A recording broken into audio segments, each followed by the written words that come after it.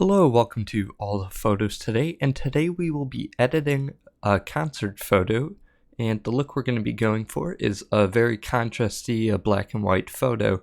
So here I have the photo, and I have it pulled up in Adobe Lightroom, which is the program we will be editing it in today, but you can use other programs. This is just one of the easiest and best, I think, to do this job. So yeah, let's get started. So this isn't the best photo, but we're going to try to use some editing skills to make it better. So I'm going to quickly go into the develop module, and then here on the right we'll get all our slider options. So first thing I'm going to do to turn it to black and white is just hit the black and white option, and you can already tell it made a difference. And then so then we're going to just play with the other sliders till it starts looking good. So here I'm gonna let's boost the exposure a little bit, and one of my favorite sliders for black and white shots, especially for concert photos, is the contrast, and I really like to press this, and as you can see it's really silhouetting the face, which for this photo I think is gonna be a good look because it is the way it was taken with the lighting. It doesn't have much light, so there's not much we can really recover.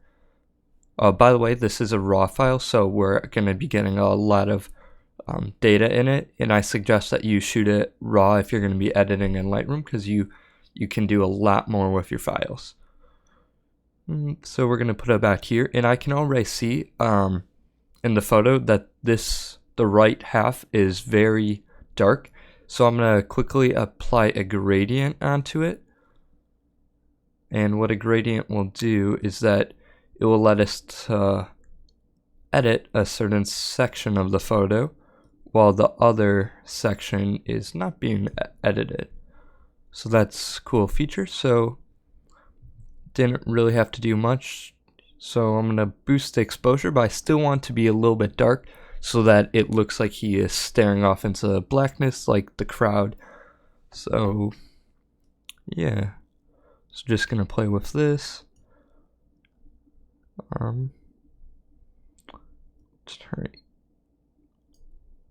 Play with a little bit of the sharpness. We don't want too sharp, and there isn't really much I need to do for this. It's mostly just let's change the exposure, brighten it up a little bit. About right there I think is good. Okay, now I'm just gonna hit done. And there we go. We can always go back and edit the gradient if we need to, but now we'll be able to edit the photo since we got that black part fixed. So let's go back to contrast, and I want to bump it up again. There we go. And now we are bringing back some of the black, and it's looking really nice. So I really like bringing up the contrast because it really like pops those blacks. It makes this really cool look, especially for concert photos. For a lot of photos, though, boosting it too high will make them look bad, but for concert photos and a lot of candid photos, it can really be a cool effect.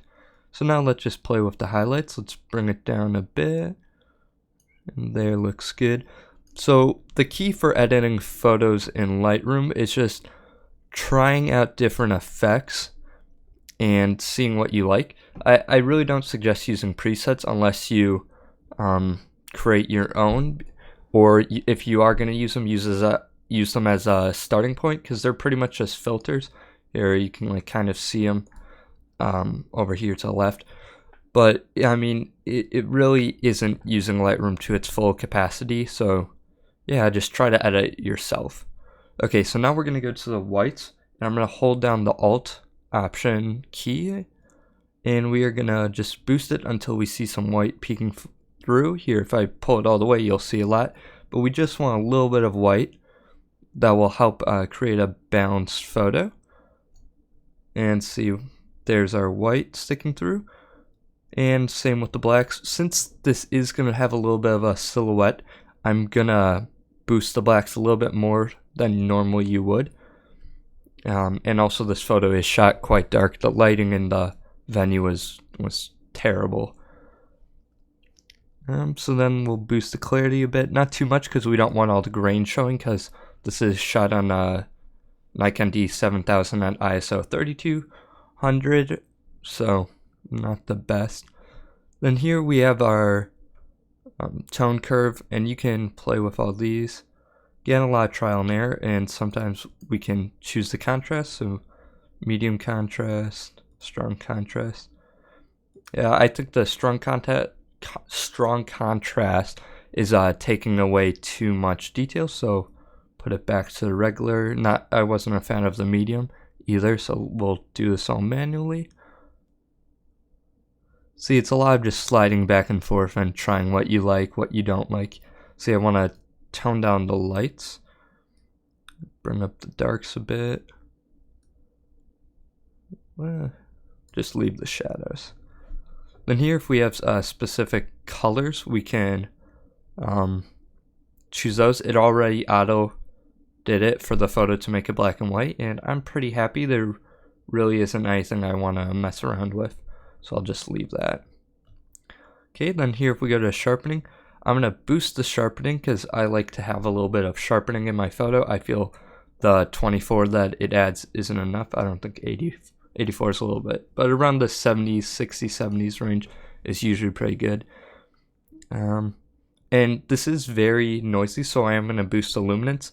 Since there isn't really any eye contact or anything that really needs to be sharp, needs attention drawn to, since it's kind of silhouetted, we can boost it a little bit higher than normally.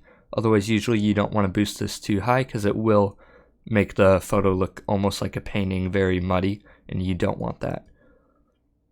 And there, around 39, I think it looks good. It still has a lot of detail, but still shows some of the grain, the grittiness of the grain, but it takes a lot of it out, which looks very nice.